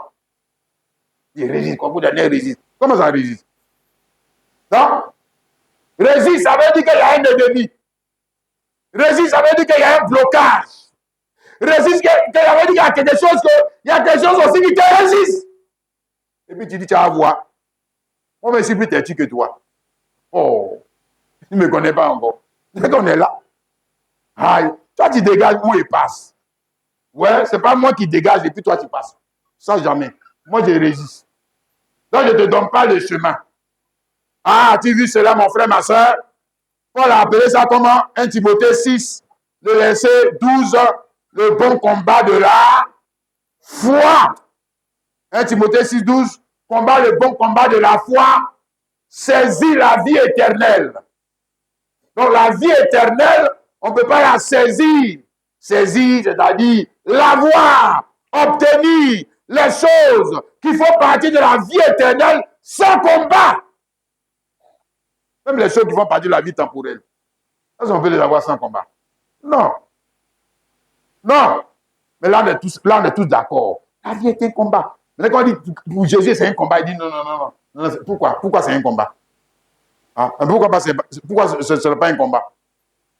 Ah, donc tu crois que Jésus il produit des miracles? Non, il produit des hommes excellents. Il produit des héros. Il produit des vainqueurs. Hein? Apocalypse chapitre 3, le verset 21. Celui qui vaincra, je le ferai asseoir avec moi sur mon trône, comme moi j'ai vaincu, et je me suis assis avec mon Père sur son trône. Alléluia! Dans le chemin pour aller au trône là, il y a un combat. Ça veut dire que combat, ça veut dire quoi? Obstacle! Il y a obstacle. Oui, c'est le chemin de Dieu. Qu'est-ce que tu crois? Chemin de Dieu, puis il n'y a pas obstacle. Il faut revoir le chemin sur lequel toi tu es là. Hein. Chemin de Dieu, et puis il n'y a pas obstacle. Mais comment tu vas te combattre alors? Donc tu combats qui? Tu te combats toi-même? Non, c'est l'obstacle que tu combats. Hein? Le géant que Dieu a créé, puis il l'a mis sur le chemin là. Ce n'est pas le diable qui l'a créé. Hein. Voilà, faut pas se mentir. C'est Dieu qui l'a créé, puis il l'a mis sur le chemin pour voir toi ta capacité, ta résistance. Tu n'as pas dit que tu es enfant de Dieu. Voilà. Pour faire de toi un héros. Héros, ça veut dire un Dieu. Quelqu'un qui n'est pas comme les autres. Comment? Voilà, on en a fait Jeux olympiques là. Les gens gagnent une médaille. Les gagnent une médaille, ils dormaient, puis on leur a donné une médaille. Ah! Ils gagnent même médaille d'or là, même. C'est que tu es un patron dans l'affaire. Tu vas voir dedans. Hein? Frère! Et Paul dit, les gens font ça pour des couronnes corruptibles. Nous faisons-le pour une couronne quoi? Incorruptible. Amen. L'obstacle n'est pas mis là pour t'empêcher de passer. Non, non, non, non, non. L'obstacle est mis là pour révéler quoi? Ta nature. De quoi? Fils. Pour faire de toi un grand, un héros. L'obstacle est mis là pour te distinguer des autres. C'est pour ça que sur le chemin, il n'y a pas le même obstacle. Et puis tu te dis, mais pourquoi ils sont païens, ils n'ont pas des hommes, ils n'ont pas de la même. C'est des nuits-là. Pourquoi tu veux qu'on mette d'obstacles sur les chemins? Tu veux qu'on fasse des héros? C'est des lâches. Ils ont peur du combat. Hein? La seule sémence qui les fait travailler, c'est l'argent. Des idolâtres. Je te dis, vous les regardez, c'est des idolâtres. La seule sémence, il faut la guerre partout. Tu de faire la guerre là, ça veut dire quoi? Les combats. Ça veut dire quoi? C'est pas que de l'argent. C'est la seule sémence qui les fait travailler, qui les fait faire la guerre. Et le combat qu'ils connaissent, le seul combat qu'ils connaissent là, c'est le combat pour prendre l'argent de l'autre, prendre la femme de l'autre, prendre les champs de l'autre, prendre les choses de l'autre, des idolâtres. Il est sur le chemin de Dieu, lui, là. Ce n'est pas un bon combattant. On ne parle pas de ceux-là. Hein? Celui qui vaincra, on parle de qui? Celui qui ne vaincra pas de l'enfant de Dieu. Celui qui vaincra, on parle de, comme par exemple David devant Goliath. Voilà. Hein? Frère, pose-toi la question. Est-ce que c'est David qui a choisi Goliath comme adversaire? Tu n'y as pas réfléchi. Est-ce que c'est David qui a dit que celui qui vaincra, par exemple, on dit, celui qui vaincra. Quoi vous Daniel, celui qui vaincra. Et puis moi, je choisis un petit adversaire né là. Je lui tape, Dieu t'a dit, celui qui vaincra, je l'ai vaincu. Je suis fort. Non? Celui qui vaincra là. Quoi vous Daniel, celui qui vaincra là. Ça veut dire que c'est Dieu qui va choisir l'adversaire. C'est comme ça. Aïe, celui qui vaincra. Toi-même, tu vois tes adversaires. Vous savez que tu es un tricheur. Hein? Un peu comme nos présidents font dans la politique. Là. Lui-même choisit ses adversaires, il est bas, et puis il dit que ouais, il est si fort. Tu vois, le peuple même. Un nulard, regarde celui-là. Il faut même tout le monde en voir si tu es fort. Hein? En voir si tu es fort. Hein? Si. Celui qui vaincra, ça veut dire qu'il y a quelque chose, oui, il y a quelqu'un à vaincre, mais qui l'a choisi contre toi, qui l'a établi contre toi. Mais c'est Dieu. C'est Dieu. Ouais. Pour faire quoi? Pour faire de toi un héros. Aïe, aïe, aïe.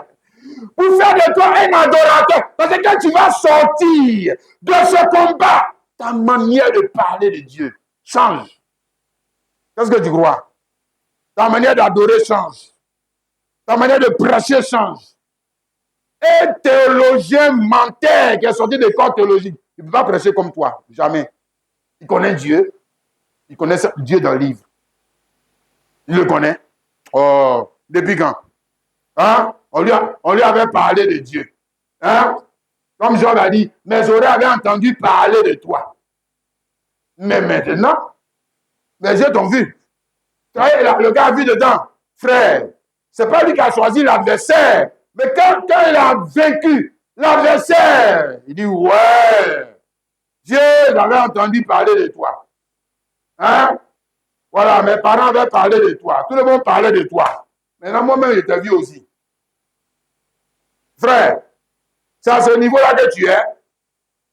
Hein? L'obstacle est sur le chemin. Pourquoi? Pour te faire grandir. L'obstacle est sur le chemin. Pourquoi? Pour te donner un cantique nouveau. L'obstacle est sur le chemin. Pourquoi? Pour faire de toi un adorateur qui est différent des baptistes, des belles et des gens qui disent qu'ils sont chrétiens. Ils ne sont pas des chrétiens. C'est des religieux. Si, c'est des religieux. Mais regarde la manière de faire Dieu, ça fait vomir. La manière d'adorer Dieu fait vomir. Si c'est ce qu'il a dit dans Apocalypse 3, le verset 7, il a dit. Si. Non, je te vomirai de ma bouche. Ta manière de faire là même, ça me fait vomir. Ça fait vomir. C'est n'importe quoi. On voit qu'il n'aime pas Dieu. Ce n'est pas un adorateur de Dieu. Regarde. Amen. Vois-tu ensemble, mon frère, ma soeur? L'obstacle, c'est le chemin. Le chemin pour aller où? À Dieu. Ouais, c'est paradoxal. On dit chemin, puis toi tu parles de l'obstacle. Oui, c'est l'obstacle qui est le chemin. C'est lui le chemin. Le chemin de qui? Choisi par Dieu. Pour qui? Pour son serviteur ou sa servante. Pour le distinguer des autres. C'est-à-dire qui vont à l'église. Ils connaissent les pasteurs, ils ne connaissent pas Dieu. Hein? Et les gars, c'est là avec Abraham. Notre père dans la foi. Il y avait un obstacle sur son chemin. L'obstacle appelé stérilité, qui était en Sarah. Sarah, la femme élue. Mais c'est cet obstacle-là, qui était en Sarah, qui a fait de Abraham père de la foi. et d'Isaac, fils unique. Je répète, ma soeur, le frère, c'est l'obstacle appelé stérilité qui était en Sarah, qui a fait d'Abraham père de la foi. Et Isaac, fils unique. Regarde, frère, c'est pas la fécondité qui était chez les autres femmes avec qui il a eu enfant. Jamais. Jamais. Jamais. Ce ne sera jamais. Comment dire? Non, c'est que Dieu a changé. Aïe. Il veut rendre quelqu'un grand. Et puis il lui donne une femme. Il dit, tu vas t'appeler Père de la foi. Et il donne une femme qui est féconde. Bon, si elle est féconde, c'est qu'on n'a plus besoin de Dieu. Tu as vu, non? Je te dis, si elle est féconde, c'est que toi et puis ton mari, là, vous n'avez plus besoin de Dieu dans cette affaire. C'est fini. Donc, quand c'est comme ça, là, je dis aux frères, réfléchis. C'est que tu attends d'aller en l'enfer. Mais toi, tu crois que tu es en train de réussir. Non! Non! Non, monsieur! Ah!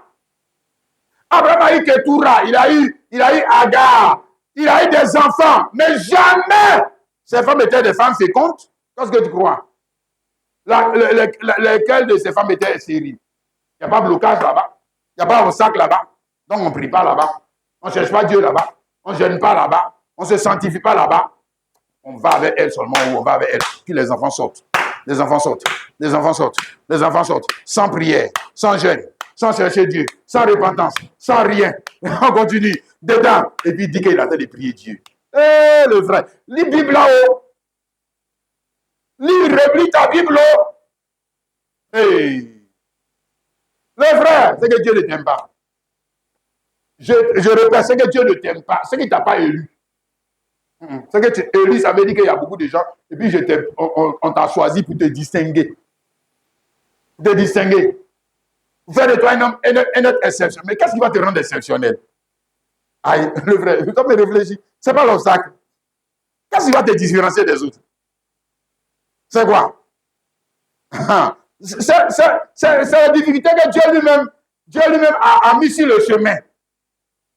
Et pourtant, tu dis que c'est le chemin. Ce n'est pas Agar le chemin. Ce n'est pas Ketura qui est le chemin. C'est Sarah qui est le chemin.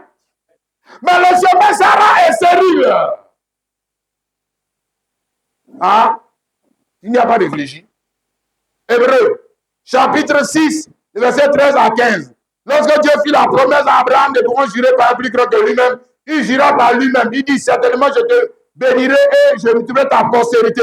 Et c'est ainsi qu'Abraham, ayant persévéré, obtint l'effet de la promesse. Ayant persévéré. Vas-y, chemin de Dieu, c'est le chemin de la persévérance. Endurance. Persévérance, ça veut dire que j'échoue, je recommence. J'échoue, je recommence. J'échoue, je recommence. Et puis le gars, la bandit là, va te dire que oh, tu n'es pas sur le chemin de Dieu. Faut aller avec Agar, vous voyez. Vous voyez des choses comme ça. Aussi, c'est pas ce que Sarah a fait. Hein? Si. En Genèse, chapitre 16, le verset 2 à 4. Sarah, quand ils sont si. Oh Seigneur, aide-nous. Ils sont sur persévérance là. Ils sont sur foi là. Il n'y a rien qui vient dedans. Donc Sarah a dit que c'est Dieu qui m'a rendu. Ce n'est pas le diable qui a rendu Sarah stérile. Il faut lire Genèse 16 là, verset 2 à 4. Elle dit, l'Éternel m'a rendu stérile. Ok? Viens maintenant vers ma servante et tu auras des enfants à elle. Donc, elle donne une idée, ça paraît tellement judicieux. Hein? Vous avez dit, frère, fais attention à la raison humaine. Lui aussi, il a des solutions au problème. Si. Il va t'envoyer dans plus de problèmes même que ce dans lequel tu es quitté. Ce que tu avais. Si. Oui. La raison humaine aussi a ses solutions. Hein? Et quand Abraham est allé vers Agar, il a eu l'enfant sans quoi repentance, sans persévérance, sans foi. Il n'avait pas besoin de Dieu. pour enceinter la petite égyptienne. Hein? Tu as vu ça, non? Non, il n'avait pas besoin. Est-ce qu'un ange est venu lui parler que Jean, tu vas l'enceinter? Non. Réfléchis. Dans Genèse 18, le verset 10, il a fallu qu'un ange vienne au secours d'Abraham pour qu'il puisse enceinter Sarah. Genèse 18, le verset 10. L'un d'entre eux dit, je reviendrai vers toi à cette époque, et voici Sarah, ta femme, aura un fils. Sarah écoutait l'entrée de la tente qui était derrière lui. Donc, il a fallu que l'Éternel Dieu vienne au secours, on va dire quoi, d'Abraham, pour qu'il puisse enceinter Sarah. Ouais. Parce que là, le chemin de Dieu, là, je te dis que c'est le chemin dans lequel l'homme dépend de Dieu pour accomplir quoi? La parole de Dieu. L'homme dépend de Dieu. Là, il ne dépend pas de son argent. Mais si l'autre côté là-bas, avec Agar, lui-même il est fort, puis enceinte femme, il est enceinte. Il n'a pas besoin de prière. Hein? Non, il n'a pas besoin de prière. Il a besoin seulement d'avoir un bon travail, un bon mari, une bonne femme. C'est ce que tous les bandits qui sont dans l'église cherchent maintenant. Ils ne cherchent pas Dieu. Voilà. Les faux pasteurs, ils leur font croire que c'est ça la foi. C'est ça la foi. Non, ça c'est l'indépendance. Tu as pris ton indépendance de Dieu parce que si, il y a beaucoup, c'est parce qu'il a un travail qu'il fait ça. Il fait Dieu en bizarre. C'est parce qu'il a un peu d'argent, il fait Dieu en bizarre. C'est parce que sa situation est bien, il fait Dieu en bizarre. Ça veut dire que c'est à cause de la chose, il a pris Dieu, il a pris son indépendance de Dieu. Il ne dépend pas de lui. Voilà. Hein? Mais là, il est sur la voie de la raison humaine. Mais la voie de la raison humaine, on n'a pas besoin de foi. Voilà. Je vais montrer ça en type. Ici, avec Abraham et Sarah, la femme élue pour le service qu'il devait rendre, Abraham, père de la foi, était quoi? Une femme qui avait quoi? Stérile. Qui a mis stérile là-bas? Le démon, le sorcier du village. Non. Dieu. Pourquoi? Mais parce que c'est l'obstacle qui est son chemin. Voilà. Est-ce qu'il peut changer sa façon de faire? Non. Non, il ne change pas. Sa façon de faire, sa façon d'être. Alléluia. La même idée est ici avec cet homme-là. Elkana. 1 Samuel, chapitre 1, le verset 2. Il avait deux femmes. Donc lui, il s'appelait Anne et l'autre Pénina. Pénina avait des enfants, Anne n'en avait point. Hein? Mais quand tu lis le testament, tu vois la raison pour laquelle il a pris une deuxième femme. Oui. Il faut bien lire. La première femme, c'était Anne. Je relis ça. Donc l'une s'appelait Anne. Il avait deux femmes. L'une s'appelait Anne, première femme. Et l'autre Pénina. Pénina avait des enfants. Donc on te montre déjà la raison pour laquelle il a pris Pénina. On t'a montré les enfants. Pourquoi? Parce que la femme, lui aussi, était quoi? Hein? Stérile. Hein? Et puis qui l'a rendu stérile? Verset 5. Comme quand il donnait à Anne une portion d'eau, quand il aimait Anne, que l'Éternel avait rendu stérile. On dit que le sorcier du village. Non, non, non, laisse-le. Il n'a rien à voir dans l'affaire là. Cette fois-ci, là, le sorcier du village n'est pas dedans. Hein? Il n'est pas dans le film. Là, les gars, tu vois, c'est ça. Il a laissé la foi pour aller prendre la raison humaine. Il a laissé la foi prendre la raison humaine. Pourquoi? Parce que dans la foi là, on dit persévérance. Combien de temps? Moi, je ne sais pas. Moi, je ne sais pas. Ah, mais il a persévéré, hein? Le gars, il a fait son mieux. Il a fait de son mieux, et puis après, il s'est dit que mais la loi, dans Deutéronome 21, le verset 15, là, nous donne le droit de prendre une deuxième femme pour avoir un enfant. Donc là, maintenant, tu vois, c'est ça qui est terrible là. Là, maintenant, quand il dit que la loi a dit là, c'est la foi, ou bien c'est la raison humaine. C'est plus la foi. Donc, il sort de la foi pour prendre maintenant la tradition. La tradition dit que si tu ne peux pas enceinter Colette, hein, si Colette est stérile, tu prends Agnès. Oui. La tradition du village a dit ça. Et il dit qu'il est chrétien. Il dit qu'il est chrétien, puis il fait ça. Et les gens ont dit que oui, ça c'est un chrétien. Rempli de quel esprit? Il est conduit par la tradition de son village. Et beaucoup de soi-disant chrétiens, ils mettent plus en avant la tradition du village que la foi. Si. Ils ont le même comportement que leurs parents. Même compréhension de la vie que leurs parents. Mais dit qu'elle est convertie. Conversion, ça veut dire quoi, mon frère, ma soeur?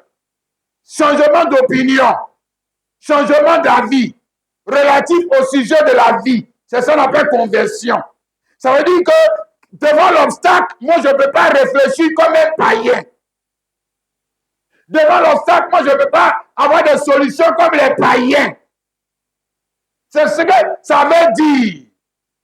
Et que moi, je cherche maintenant le chemin de la foi. Même s'il y a mer rouge, même s'il y a stérilité, moi, je cherche le chemin de la foi. Et puis maintenant, je vais, ce problème que là, moi, je vais la planifier, je vais passer. Moi, je vais passer. Là où les autres vont mourir dans la mer rouge comme les Égyptiens, moi, je passe. Parce que moi, je suis un fils de Dieu. Il y a un chemin pour moi. Moi, je passe. Là où les autres meurent, moi, je passe. Là où les autres échouent, moi, je passe. Et puis, on va dire que vous voyez, il y a des gens qui faisaient ça. Ils ont échoué. Ça, c'est leur problème. Moi, je ne suis pas comme eux. Ça, c'est leur affaire. Elles ont tous la même chose. Oh, elles ont la même grâce et c'est la même. Oh, toi aussi. Il ne faut pas généraliser. L'autre, tu as vu, l'autre a fait ça. Il a fait des Branham, il est entré dedans. Il s'est perdu. Il a fait ci. Ça, c'est son affaire. Il n'a qu'à se perdre. Mais moi, pourquoi je me perds? Et pourquoi? Aïe. Paul disait, je sais en qui j'ai cru. Je sais qui me conduit. Et je lui fais confiance pour garder mon dépôt, mon frère, ma soeur. Alléluia. Regarde, la même idée est ici, n'est-ce pas? Pourquoi cet homme, il a fait la même chose qu'Abraham. Pourquoi cet homme a pris une deuxième femme? Parce qu'il voulait enfant. Maintenant, quand il a eu enfant, il a eu enfant avec la féconde là, est-ce que ça l'a grandi? Rien. Les noms de ses enfants ne sont même pas dans la Bible. Rien. Il était père comme les autres. Il n'a qu'à les enceinter femmes là où il sera père comme les autres. Toujours comme les autres. Toujours comme les autres. Maintenant, quand tu es comme les autres là, mon frère, où est la grâce? Où est la grâce? Tu es comme les autres. Tu marches comme les autres. Tu parles comme les autres. Tu réfléchis comme les autres. Tu empruntes les mêmes solutions que les autres. Ça qu'il y a un problème. Hein? Tu as vu ça, non? Alors, nous avons un autre exemple. Hein? Toujours. Ici, Luc, chapitre 1. Le verset 5 à 7. Il a dit du temps de Hérode, roi de Judée, il y avait un sacrificateur nommé Zacharie, de la classe d'Abia. Sa femme était dans les filles d'Aaron. Elle s'appelait Élisabeth. Tout était juste devant Dieu. Observant d'une manière irréprochable tous les commandements et toutes les ordonnances du Seigneur. Il n'avait point d'enfant parce qu'Élisabeth était stérile. Et ils étaient l'un et l'autre avancés en âge. Il n'avait point d'enfant. Pourquoi? Parce que Zacharie était stérile, non? Parce qu'Élisabeth était stérile. C'est la femme qui est stérile. Donc, on revient toujours encore dans l'affaire d'Abraham. Tu vois, donc, la femme était stérile. Hein? L'autre aussi avec Elkana. La femme était stérile. Mais lui, ce n'est pas un bandit comme les autres là. Hein? Non, jamais. C'est un homme de foi. C'est un homme de foi. Zacharie. Oh, oh. Ouais. Non, lui, il est fort. Il n'avait point d'enfant parce qu'Élisabeth était stérile. La femme élue. Élisabeth, c'est la femme élue pour apporter au peuple de Dieu Jean-Baptiste. Jean. Mais la femme élue était stérile. Et les autres femmes ne sont pas stériles. Et la femme élue, il y a un problème. Elle a un problème. Elle a un problème. Un problème que humainement c'est insurmontable. Un problème que financièrement c'est insurmontable. Et le gars, on dit, ils sont devenus vieux. Dans ça, le gars, il est dans ça. Il est dans ça, il est dans ça, jusqu'à ce qu'ils sont devenus vieux. Il est encore dans ça. Non, Zacharie, c'est fort. Là, c'est l'homme de foi. Aussi. Maintenant, tu vois, non, c'est là que les gens ont commencé à se moquer de lui, ça c'est sûr. Oh, lui, là, il est bête. Il n'est pas intelligent. Il faut être sage. Il faut être sage. Il faut être sage. Sage comment? On n'a qu'à être sage comment? On n'a qu'à être plus sage que Dieu. Ah. Ça, tu veux dire quoi? Tu veux dire qu'on n'a qu'à emprunter la voie des païens, non? Il faut être sage, là. On n'a qu'à emprunter la voie des païens, non? C'est ça. On n'a qu'à faire comment? Il faut être sage. Maintenant, on est devenu sage, plus sage que Dieu. On est devenu tellement sage qu'on est retourné dans le monde. On est devenu tellement sage que maintenant, c'est Dieu qui est devenu nos ennemis. Et on ne voit pas ça. Si? Regarde. Les frères. Aïe! Lui là, Zacharie, pour enceinte Élisabeth, il faut que Dieu lui vienne en aide. Voilà, c'est ça. C'est ça, c'est ça. C'est ça le chemin de Dieu. C'est ça, oui. S'il prend d'autres femmes, Dieu n'a pas besoin de venir dans son affaire. Il peut l'enceinte lui-même. Hein? Si, je dis, quand tu peux faire les choses sans Dieu, là, faut réfléchir quand même toi aussi. À soi, tu as réfléchi un peu. Ça veut dire que Dieu t'a laissé. Hein? Et que toi aussi, tu as laissé Dieu. Ça veut dire que vous deux, là, vous ne marchez plus ensemble. Si. Et puis quand on va dire quoi, quand tu fais le mal, et puis tu prospères dedans, ça veut dire que Dieu t'a laissé. Il ne fait rien avec toi. Ouais. Sinon, en temps normal, comme Balaam, Dieu doit sortir pour s'opposer à toi. Ouais. Oui. En temps normal, comme Saul de Tarse, Dieu doit sortir pour s'opposer à toi. Ouais. Là, tu vas voir que, dans l'affaire, là, je voulais prendre un mauvais chemin, là, mais Dieu, il m'a résisté. Hein. Ouais. Changer de chemin. Reviens sur mon chemin, mon fils. Oui. C'est ça. Regarde. Frère. Hein? Il y a l'obstacle sur le chemin, pourquoi? Je t'ai dit que pour que l'homme soit dépendant de Dieu. Toujours. Parce que s'il n'est pas dépendant de Dieu, il va se perdre. Il va se perdre.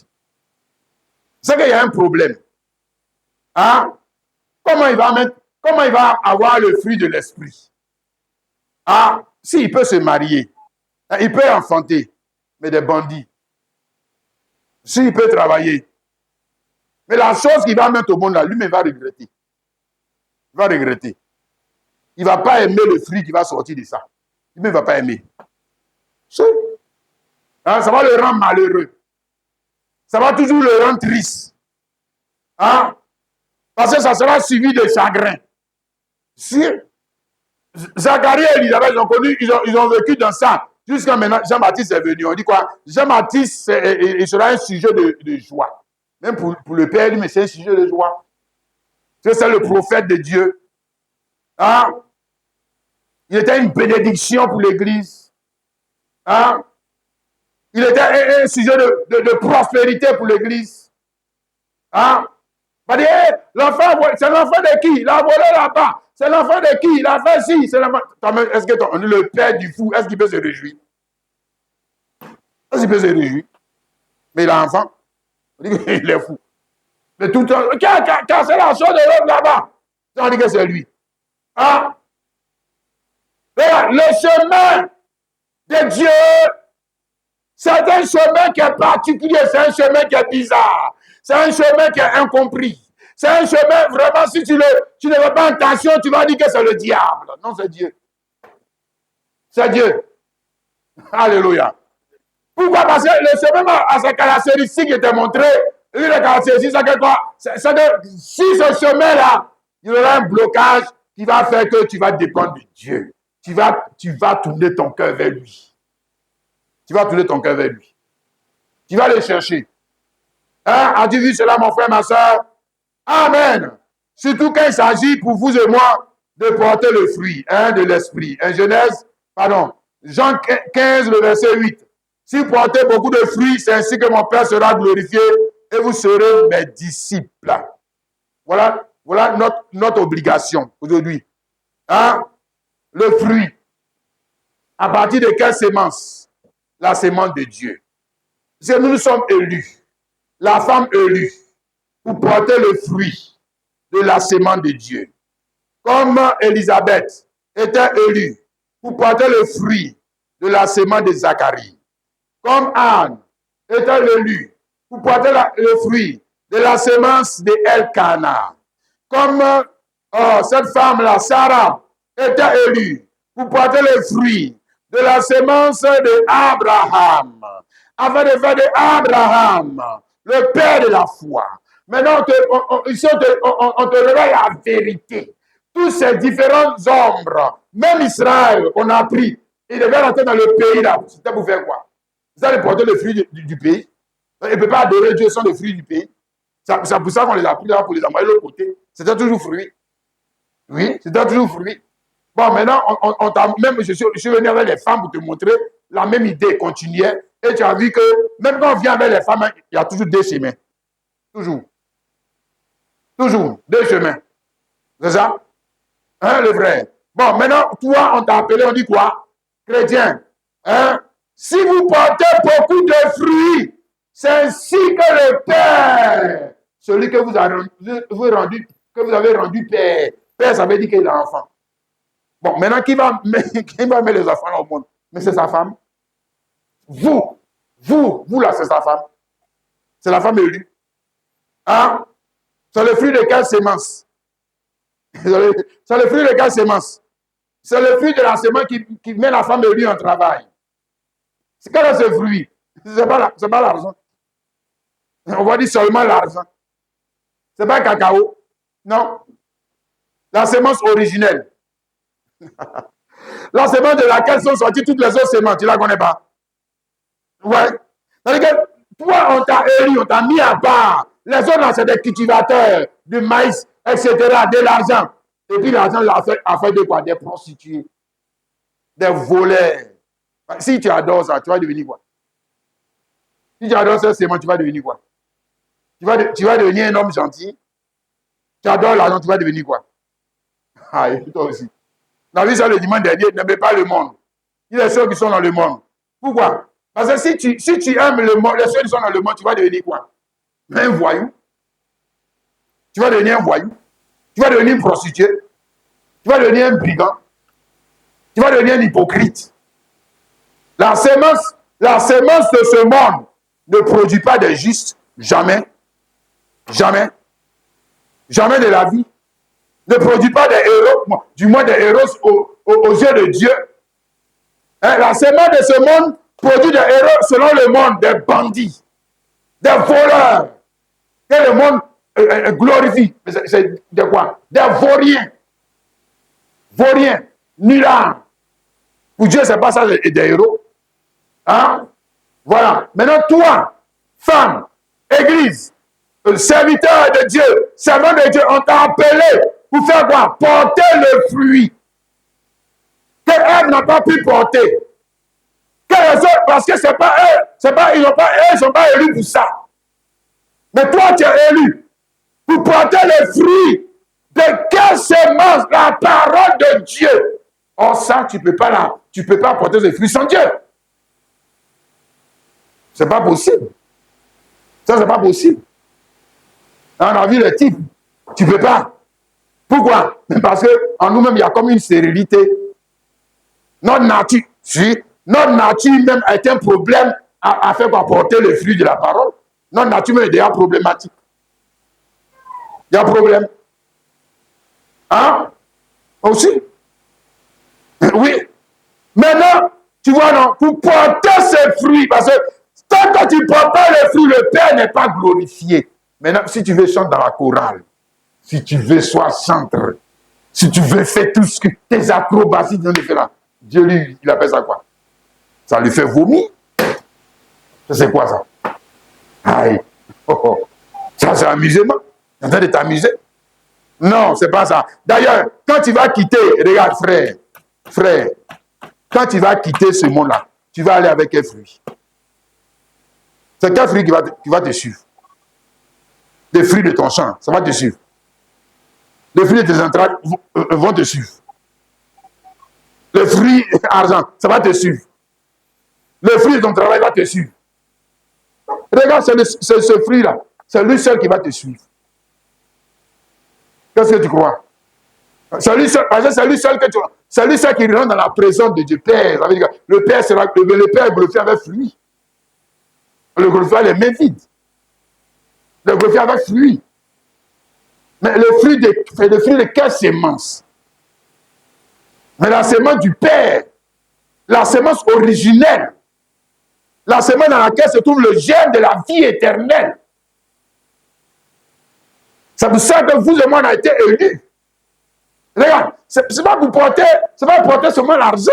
C'est ce qu'on peut faire sur le chemin de la raison humaine. C'est pas seulement se marier. Mais ça même, c'est pas besoin de Dieu. Est-ce qu'on a besoin de Dieu pour se marier? Aïe. Aïe, tu as ton argent, tu veux te marier. Ou bien tu as vu une soeur qui te plaît, tu veux te marier. Tu dis pas, elle est d'accord, mais vous êtes mariés. Est-ce qu'on a besoin de Dieu dans ça? Est-ce que ça veut dire que tu es sur le chemin de Dieu? Non. Bon, autrement, il est païen, il ne se marie pas. Aïe. Eh, toi aussi, le païen ne travaille pas. Est-ce qu'on a forcément besoin de Dieu pour travailler? Non. Mais je te dis, il y a une seule chose pour laquelle on a besoin de Dieu. Et si on n'est pas sur le chemin de Dieu, tu ne peux pas porter ce fruit. Ça, ce n'est pas possible. Ce n'est pas possible. Parce que l'obstacle qui est là, c'est aussi ta volonté. Comme j'ai dit, l'obstacle, dans les autres, on a montré, l'obstacle, c'était la stérilité. Donc, la stérilité, l'incapacité de la femme à porter le fruit. Donc, on te montrait ça. L'incapacité de l'homme. L'homme naturel de porter ce fruit. Il est incapable. Ce n'est pas possible. Et chaque fois, il fallait que Dieu vienne en son secours. Même dans les choses naturelles, il te montrait ça. Ok? Maintenant, nous, on parle du fruit de la vraie sémence. Alléluia! C'est pour ça que William Branham a été envoyé à l'église avec ce message. Pour nous ramener sur le chemin de quoi? La foi. On dit que le cœur des enfants doit être ramené à la foi de leur père. Donc, on revient sur le chemin de la foi. On avait quitté afin de porter le fruit. Le vrai fruit. Hein? On peut pas dire vrai or, vrai argent, vrai vêtement, etc. La seule chose qui va suivre beaucoup Daniel, quand il va mourir, là, il s'en va avec. Il prend au parti. C'est ça? Ici encore, Luc 8, le verset 15. Ceux qui sont tombés dans la bonne terre, ce sont ceux qui ont entendu la parole avec un cœur honnête et bon, la retiennent et portent du fruit avec persévérance. C'est ça? On retrouve encore le mot persévérance. Persévérance, ça veut dire quoi? Ça veut dire qu'il y a opposition. Il y a obstacle. Sur le chemin de porter fruit, là, il y a obstacle, il y a combat. Il y a combat entre la volonté de Kwaku Daniel et la volonté de Dieu. Il y a combat. Il y a combat. Hein? Mais tu es un vainqueur, tu es un enfant de Dieu. Tu n'es pas un religieux. Tu es un enfant de Dieu. Et Dieu te révèle la profondeur de sa parole pour t'emmener à quoi? À l'excellence. Hein? L'excellence. Même dans tous les, on va dire quoi, les examens. Les examens, on récompense qui? Lui aussi, on va dire quoi? Lui aussi, il est admis. On ne récompense pas tous les admis. On récompense ceux qui sont quoi? Excellents. Dieu m'avait au ciel. Non, on ne veut pas aller au ciel seulement. Non, on veut te récompenser. Non, on veut l'excellence. L'excellence, c'est la manière de faire. Ta manière de faire, là, ce n'est pas la même chose que pour l'autre. Ce n'est pas pareil. Jamais. Tu vois ça? Et pour arriver à cette manière de faire, nous revenons encore ici dans Jean, cette bonne manière de faire, Jean 12, le verset 24. Jésus nous avait parlé de ça. En vérité, je vous le dis, si le grain de blé qui est tombé en terre ne meurt, il reste seul. Mais s'il meurt, il porte beaucoup de fruits. Voilà. Aïe, aïe, aïe. Il a réussi. Grain de blé. Grain de blé, là, il ne parle pas du grain de blé naturel. Il parle de la sémence. Toi aussi, tu es la sémence. Il parle de la sémence. Hein? Amen. Comment y arriver? Le grain de blé doit tomber en terre et mourir. Mourir à sa volonté, mourir. Ah, c'est ça le blocage. Le combat. Hein? Autrement, il ne peut pas y arriver. S'il ne tombe pas en terre, même le maïs, peu importe la sémence, ne tombe pas en terre, il ne meurt pas, il ne peut pas connaître la résurrection.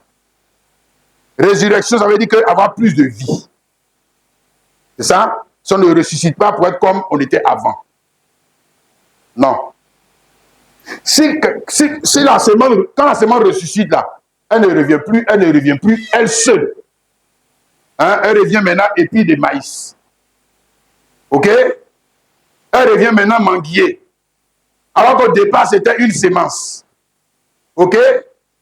Il n'y avait pas manguier, il y avait une sémence. Il n'y avait pas tronc, il y avait une sémence.